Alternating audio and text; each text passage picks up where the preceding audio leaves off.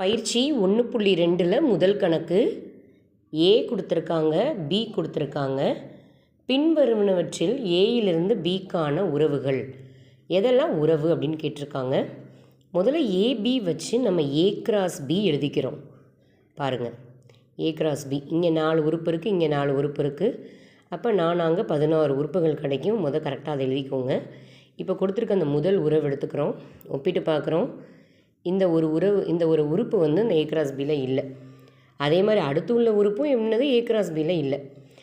ஏதாவது 4 இருக்குது 5 இருக்குன்னா R1 = ஒரு 5 உறுப்புகள் கொடுத்துருக்காங்க வரிசை ஜோடிகள்னால் ஒன்றே ஒன்று இல்லைன்னா கூட அது உறவு கிடையாது. எனவே இங்கே வந்து என்னதுப்பா, இந்த ஆர் என்பது ஏ டு பிக்கு உறவு அல்ல. அடுத்தது ஒரே ஒரு உறுப்பு தான் இருக்குது, அந்த உறுப்பே எதில் இல்லை, இந்த ஏ கிராஸ் பியில் இல்லை. அப்போ இதுவும் என்னது, இந்த R2ங்கிறதும் உறவு அல்ல. அடுத்து R3 பார்க்குறோம். இந்த 3 உறுப்புகளுமே எங்கே இருக்குது, ஏ கிராஸ் பியில் இருக்குது. அதனால் R3 என்பது ஏ கிராஸ் பியின் உட்கணம். நம்மளோட உறவுக்கு டெஃபினிஷனே என்னப்பா, அந்த உறவு வந்து எப்போ ஒரு வரிசை ஜோடிகள் அடங்கிய கணம் வந்து அந்த கொடுக்கப்பட்ட எதை நம்ம ஒப்பிட்டு பார்க்குறோமோ அதுக்கு உட்கணமாக இருக்கணும். உட்கணமாகவோ தகு உட்கணமாகவோ இங்கே பார்க்குறப்ப தெரியுது உட்கணமாக இருக்குது. அப்போ இது வந்து உறவு ஆகும். அடுத்தது பார்க்குறோம், இந்த 0ங்கிறது இதில் 0ங்கிற உறுப்பே இல்லை. அப்போ 0, இந்த ஏ கிராஸ் பியில் வர வாய்ப்பு இல்லை.